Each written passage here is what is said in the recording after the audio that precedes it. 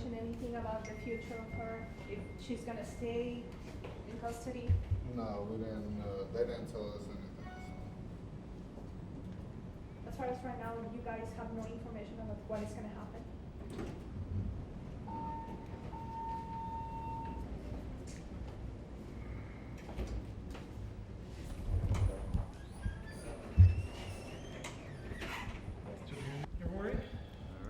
Okay, 3, 2, 1, sir, can you tell us your name and your position here? Yes, my name is J.D. Lambright, that's Lambright, and I'm the elected county attorney here in Montgomery County. So Not what to- happened today? Well, this was another juvenile detention for this young girl. Excuse me, not a juvenile detention, a juvenile hearing. A detention hearing, I'll get this right here in a moment. A detention hearing, which by law has to be held at least every 14 days. And as you know, we just had one of these last Thursday, but they've been studying the home in alternate placements and so forth. And so the recommendation today was to release this young girl to, I believe it's an uncle and the uncle's fiance. A number of other orders are put in place as to who can and cannot be around her. But she will now go back to juvenile detention and will get processed out. And so she should be back, not home tonight, but with relatives this evening. So what happens after that with her and the court system? Is it done now? Oh, no. The criminal case still goes on. This is, if you were comparing it to the adult system, like she's out of jail now. This is not jail, it's juvenile detention. But I'm sure for a juvenile, it appears much the same. So no, the criminal cases will proceed, and she's under court orders, as any juvenile is, things are supposed to be doing or not supposed to be doing. And so hopefully she'll be on her best behavior, no issues at the place she's going to be staying and so forth. And she will periodically come back to court. Her attorney might bring her back to court if he'd like to get some of these restrictions relaxed, perhaps, if they'd like to get her back in her own home.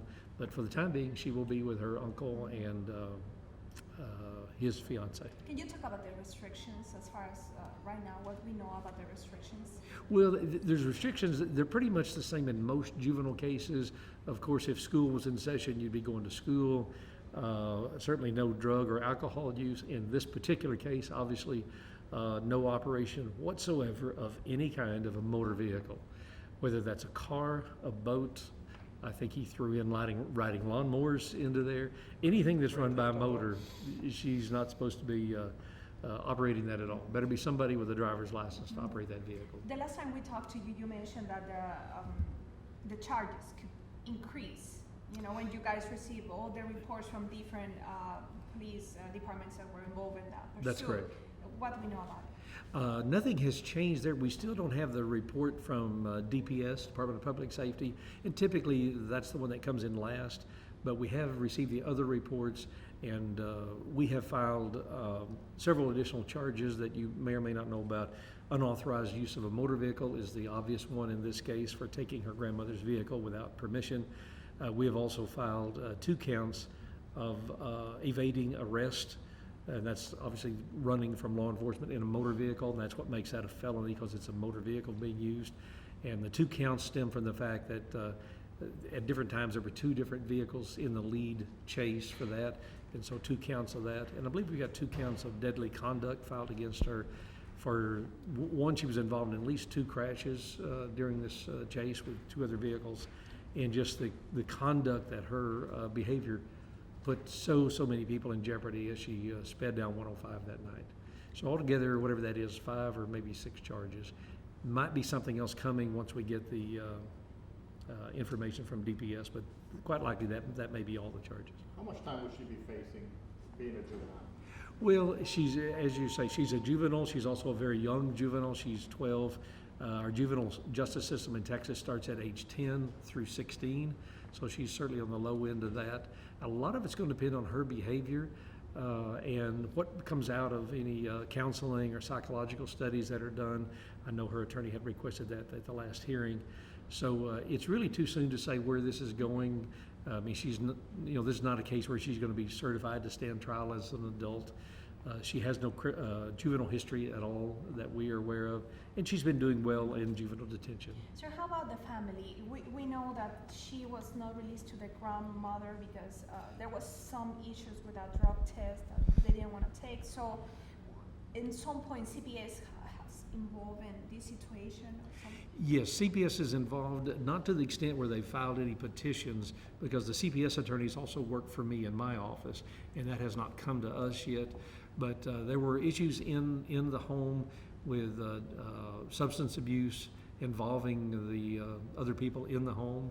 So that's the reason it's not acceptable, and the judge is ordering her not to go there during this time period. But the other relatives, the uncle and the fiance of the uncle, have checked out. They've been out there and done a home investigation, criminal history checks, and so that's the placement for now. Are they local? Yes, yes. They're local, okay. Sir, have we heard anything about, or this girl, have ever mentioned why she was driving? Why, if it was just for fun, or if it was just because she was running away from problems at home, or if she just wants to make grandma upset? I really don't know. And of course, my prosecutors and I cannot talk to the young lady. I don't know if she's confided in her attorney or her family, but I don't know the answer to that question. It was attributed at one time, it was said that she was going to see her boyfriend. I don't know if there's any truth to that or not. I heard that early on. I've not heard anything about that since. So I don't know if we'll ever know or not. Her attorney may have told him what she was up to, but one extraordinarily lengthy, high-speed, and very dangerous joyride, if that's what it was.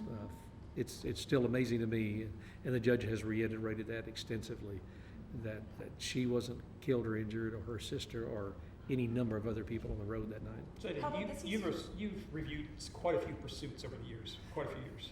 You've seen quite a few pursuits where they drive. This is probably one of the better drivers, isn't it, on these pursuits? It really is. In this young girl, we've seen younger kids, take vehicles and go for a ride in them. But this one, when you take her age, the speeds that she got up to in excess of 100 miles an hour, as you know, she had her 7-year-old sister with her. The time of day, around 5:30, going down 105 West, and the fact that it stretched, the chase itself stretched from Conroe to just the other side of Montgomery. So I think all those considered, this stands out in terms of car chases in our office. We've had far, far more egregious cases than this. Fortunately, this had an okay ending, as it turned out. The little sister, is she back with the grandma, or what do we know about the little sister? The only thing I know about her is the little sister is not in that home either, for the same reasons we just mentioned earlier. So I think the little sister, I don't know who, but I think she is now staying with some of their relatives.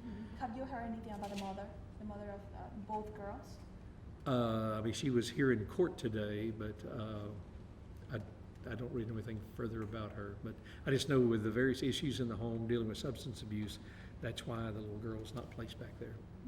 Both the grandma and the mother? That's correct. Okay. All right. I'm good. So, Mr. Allen, do you think he will be here talking to us? Or not? I don't think so.